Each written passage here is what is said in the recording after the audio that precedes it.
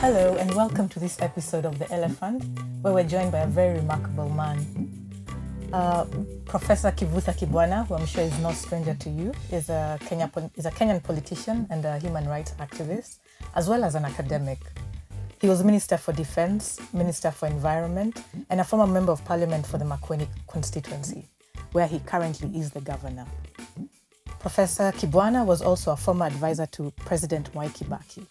He was born in 1954 in Mwanyani, which is in Makueni County, and he attended Machakos School, later obtaining a bachelor degree in law from the University of Nairobi and a master's of law.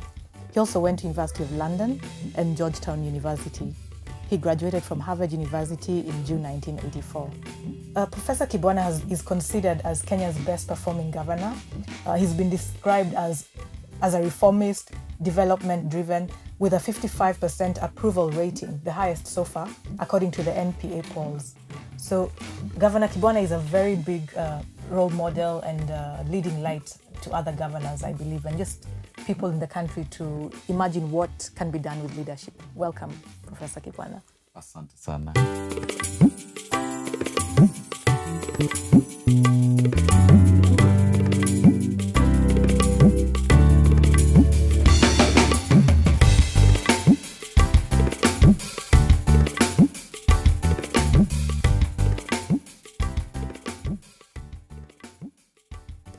So what's been your highest moment in terms of leadership? What are you most proud of when you look back at what you've done? I think when I see our citizens wanting to do their own development, so that they are in charge of their budget, they're in charge of their projects, they are thinking about how will their projects be sustainable, so that they are continuous. When I see people, coming to you and telling you that this is good, this is wrong, you need to improve it, then I know there is an important connection with the citizenry. And then I say to myself, if we work more on this, then we will get somewhere with ensuring that devolution has taken a foothold in the county. I think it's this thing of doing development with the people. I think that for me really makes me happy. Okay. And what has the lowest been? And what are some of the challenges The as lowest well? was when we were really wasting time struggling with the first assembly because they wanted a lot of money. And I was saying that most of this money is supposed to be for development of our people. It isn't much because there are 47 counties and they are sharing 15%. So let's conserve this money and we use it for development. But we had some of the leaders in the assembly who thought otherwise. And, they tried to stop the budgets so that for almost over 2 years, we couldn't work because we didn't have budgets. They tried to dismiss many of the ministers. Like a minister of finance would be told, give us money. If the minister says, there is no money which I can just give you, it has to be within the law, then they say that we are going to censure you. I was also impeached, and even that impeachment is still, we have to now terminate it with the new assembly. I almost got killed in the assembly precincts. So I heard about that. conflict, Sorry about that. That conflict really, put me down, and I said to myself, did I really come to the right place? Is this the right thing for me to do at this moment? But again, because God always goes ahead of us, he had his plans. People have accused you of overworking. So it's a very good accusation because people have said that you're the only governor who's just going out of his way to do something tangible.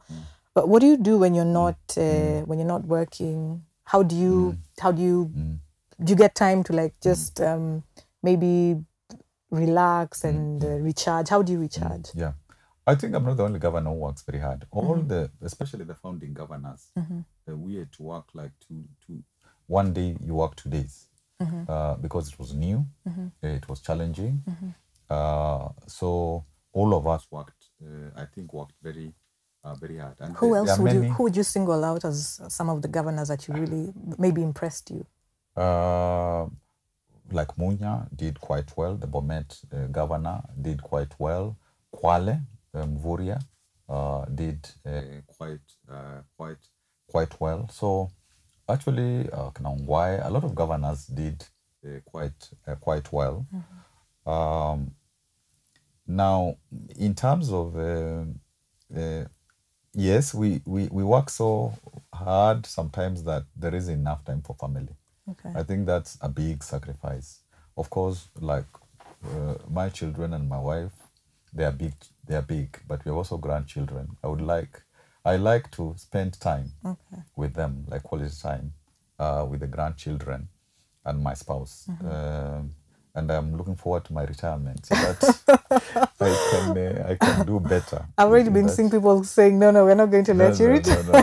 Fortunately, the constitution says they must retire. Okay. So that's what I tell them. So for you, recharging is what? Through family? Through family. I also like reading. Okay. We travel a lot. So when we are traveling, I also read a lot. I also write. Before that, what are you currently reading? I'm reading The Spy by Coelho. Okay. I'm reading a book about how people grow. So I try to read a bit. I haven't been writing much, but I used to write some poetry. Yes. Some plays. How many books have you written in total? And I think there are many. Okay. There are many, yeah. And others I've written with other people. We have co-authored, edited. I like spiritual expression. I find that even during the lowest moments in the county, you go to funerals and you have people preaching. You go to church and you go to many places. That I like very much. And that's something that I couldn't have had in Nairobi. Okay. But as a governor, I'm almost in charge, more or less every day, so to speak. Okay. And we have tried to work also with the religious people, Muslims, Christians, Hindus, because we have those in Makueni. So I like spiritual expression. I like conversations with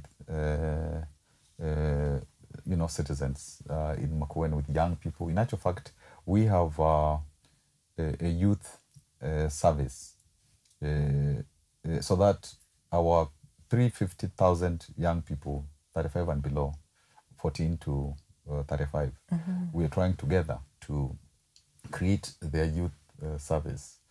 So I like talking to people. And as part of the volunteerism or separately?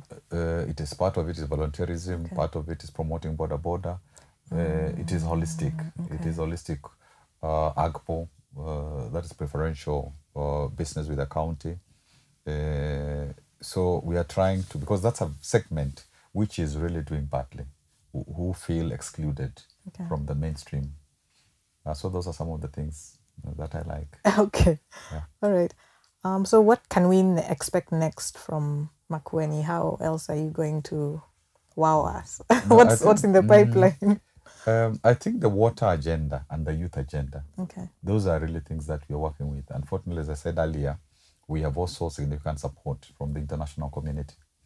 And so I think, like we're working with SEKU, the Southeastern Kenya University, we are working with ICRAF, so that we can map Makueni, we can map the water, the rivers, where there can be hard dams. We're working with somebody else in terms of boreholes, so that we really try to significantly deal with this water issue, because the soils are good, the people are, they like to work, but it's water. And indeed, we are partnering with Bishop Masika from Yatta, who developed farm ponds in every farm under 1 acre rule, so that people can do horticulture. And we have even realized that when young people, when you tell them do horticulture, and 3 months, you'll get your tomatoes, they like that. If you tell them do something which will take a year, 2 years, So this is something that's exciting them. It is exciting them. When we came into government 2013, we said Makueni had not been industrialized. And from the previous Machakos, the current now Machakos County is where there was a bit of industrialization. Okay. So we thought that we should look at what we have and how we can develop it. And so, for example, we grow some of the best mangoes and oranges in Kenya. And that's been happening for a long time? And that has been happening for a long time. Okay. And people came from Nairobi, they bought them, and they bought them cheaply, because if you didn't have anywhere to take them, at the end of the day, you would sell them for a song. Yes. So we decided that we were going to do a fruit processing plant. And we were fortunate to partner with some of our diaspora, people who are very schooled and who are very good in what they do. So we had actually a group of volunteers who led a task force to make this a reality. Okay. And they worked with our ministries of agriculture, of trade, and water. So it was a cooperative effort. And so we said we have about 12,000 mango farmers. So those are 12,000 families. And if you do something with mangoes, then you are going to uplift them in tremendous ways. And so over 3 or so years, we invested about $500 million shillings into that, until we got to the point where we have a factory which is as competitive as any other in the country. Okay. And so I'm seeing two things. On one hand, this wasn't just you alone pushing it, because I think that's what has been thought to be. And on the other hand, is that this has been actually happening for a long time. Yes. So it just didn't happen like one night, overnight magic. No. Okay. No. So we have now reached a point where the farmers are able to sell their mangoes at a kilo 15 shillings. Okay. And before they would sell for 3 shillings. Oh, wow. So it's a big thing for them, because now they can sell grade 1 mangoes abroad. Then grade 2, they bring grade 2 to our factory. Okay. And we get puree, and we sell the puree. And the puree is some of the best. Oh, wow. So there's a lot of demand for it. Oh, we forgot to ask you to come with some of I would have done that. I would have done that. You would. Yes, I would have done that. Okay. Next time. Yes. So then it means now the prices which were very low, that's a matter of history. It's a matter of the past. And that's what we intended. Because ultimately, the county government is not going to run the factory, because governments are not very good at business. So we will negotiate with the private sector, so that the private sector can take over. But we have done the initial investment. We'll lease it to somebody, or farmers have good prices, and so we are good to go. Okay. But apart from this, Makueni also stands out. I mean, you are right that there was a time that Makueni was in the news for all the wrong reasons, when there was a lot of political sort of fracas. But right now, Makueni is in the news for all the right reasons, even apart from what's happening with the farmers, apart from what's happening. I mean, there's a universal healthcare scheme, which is free for everyone under, is it 65? For people who are 65 and above, they don't have to pay anything. Oh yes, which is free. Yes, and it's totally free. For families which are 65 and below, the whole family they pay 500 shillings to register. And the family, the parents or a parent, as well as children who are 18 and below, or 24 and below, school going students, they get treatment for free, meaning the county pays when they go to hospital. And whether it is inpatient, whether it is theatre, whether it is clinical services, it's drugs, dentist, all that.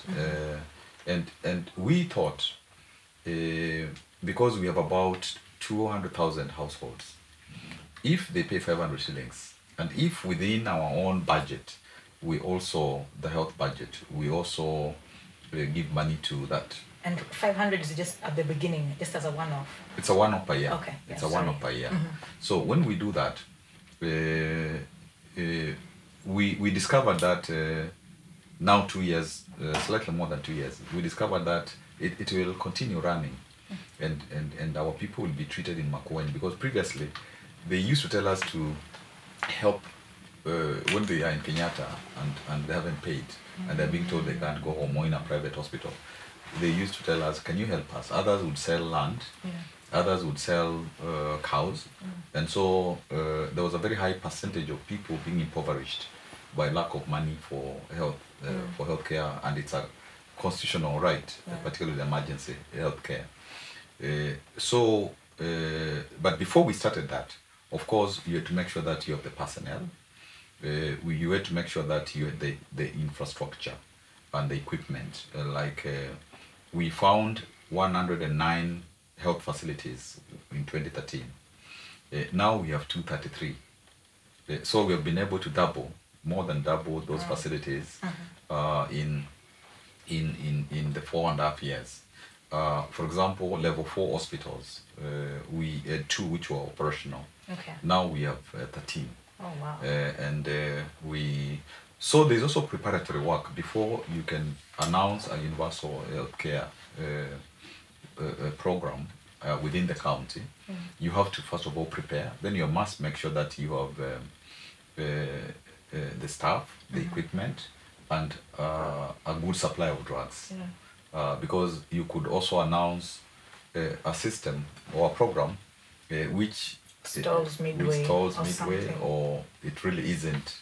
It's just in name. Okay. And now that you talk, it's interesting that you spoke about how health, that people can get impoverished by medical bills. And just actually this week, someone was talking about how so many people in Nairobi, middle class people, that actually even middle class people, you just get an illness that maybe will force you to spend up to millions, and at the end of which you are down on your knees. So it's healthcare is something that I think we as a middle class have really taken for granted, and I think that's a big reason that there's been so much excitement about what you've been doing. And I want to ask, related to that, health has been the biggest budget item in your county. What is the reason for the focus on health? Why not water or roads or education? Like for you, what was the reason that you decided that health is the thing that you want to focus on? Initially, when we came into government, health had staff up to the more or less village level because of the dispensaries. So most of the staff were health staff. The second ministry was agriculture, and then water, transport. In terms of salaries? In terms of salaries. So actually a lot of the money was going into salaries. So there was that big budget. Okay. But because of beginning to prepare for what we thought eventually would become this universal health, that is where we also continue to invest money in terms of infrastructure and all those things that have said. So there's a sense in which it was a question of history. We found that most money was being spent for health.